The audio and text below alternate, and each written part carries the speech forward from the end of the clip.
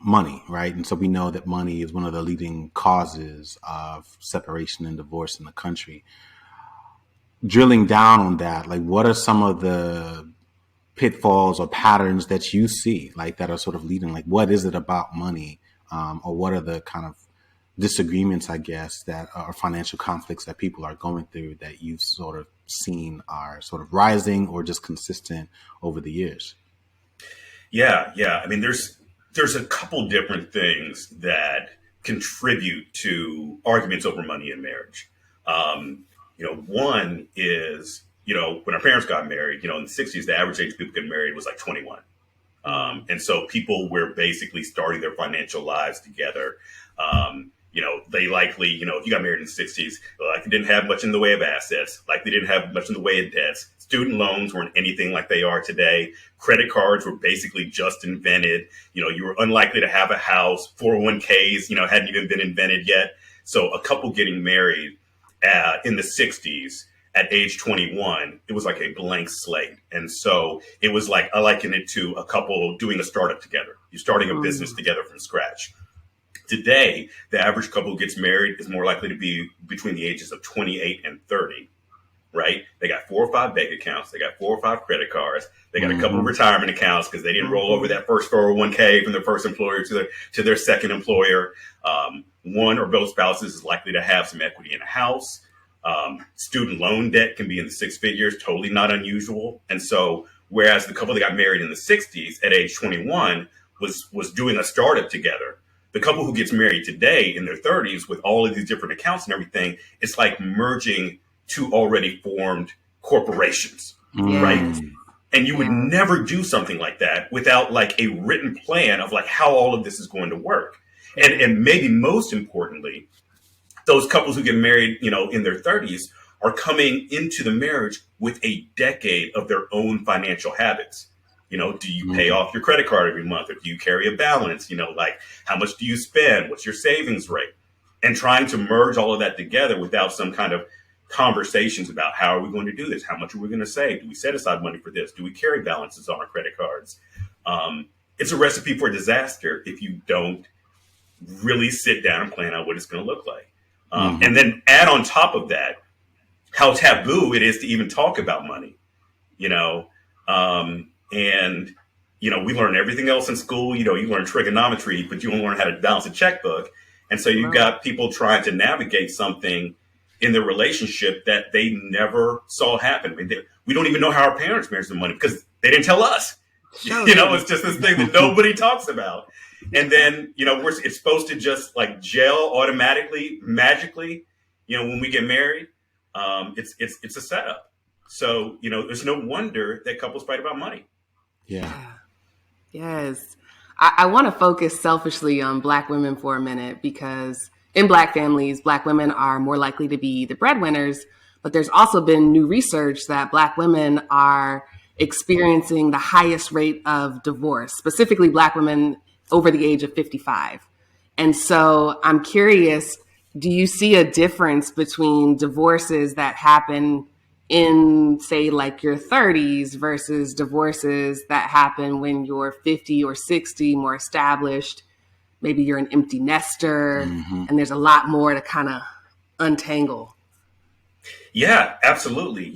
And I'm in Atlanta, Georgia, so there is a large Black population here. It is certainly not unusual. My clientele leaned more heavily female as well. And so I had, many situations where, I had a Black female client who was older and, had kind of kept their money separate, or so they thought, during the course of the marriage. And then all of a sudden they're 55 years old and they're facing divorce. I want a divorce. I want a divorce. I want a divorce. I want a divorce. I want a divorce. I want a divorce. I want a divorce. I want a divorce. I want a divorce. I want a divorce. Oui, je demande le divorce. I want a divorce. Me too. I'm trying to think about what I want.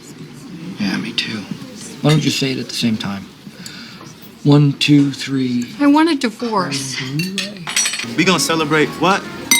My divorce! And they come to me and they say, what do you mean he wants half of my retirement? What do you mean he wants half the equity in my house. I paid every single mortgage payment for the last 15 years. And now you're telling me he wants half of that?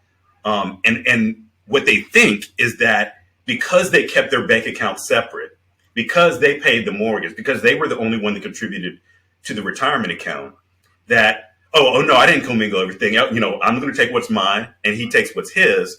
And the law doesn't care about whose name is on the bank account or the retirement account or the mortgage or the deed to the house. The court's going to come in and split all of that. And so you've got people, and it is the most heartbreaking thing. You've got these women who spent 20 years or more building their own empire and just thinking, okay, I know he's not really working like that. I know he's not saving for retirement, but at least I know I'm going to be okay because I'm putting money away. And then it's like they get double hit, right? They didn't get the contributions from their spouse over the course of the relationship. And then add insult to injury. When the divorce comes, they got to give up half of what they saved, what they built over time. And you can imagine what that feels like, for anyone, but especially, for these women who, thought that they were doing a good thing. Yeah, and that's part of the reason we want to have the conversation, because there's not a lot of stories or role models of this happening for Black women, because like you said before, we weren't even able to have a bank account. We weren't even able to work and earn even close to equitable wages. I mean, we still don't earn equitable wages, but we didn't have anything to lose in a lot of cases. And now we do. And I think a lot of women are shocked by the idea of possibly having alimony payments, or, like you said, having done the right thing only to get the rug pulled from under you in these divorce proceedings. It's incredibly heartbreaking, but I'm hoping that with more conversations, we can move beyond just the romantic notions of marriage and start talking about the actual contract, because that's what it is. It's an economic contract. Yeah. It's a contract, and it's, like I said, it's one that no one's read. So, I always say, you've got a prenup. If you got married, you've got a prenup. You either write your own prenup, or you've got the default prenup based on the state where you live. And that contract, not only have most people not read it, it was written in the 1800s when, when women couldn't even own stuff. I mean, the whole idea of coming together as one, it sounds romantic in our day and age, but what that truly meant, 150 years ago, was the woman ceases to exist as a legal entity and is subsumed into the man, and the man owns all the accounts and that kind of thing. And marriage, 150 years ago, was the woman trading her fidelity, her sexual fidelity to the man in exchange for the man providing the financial resources for the woman. That was the original exchange of marriage.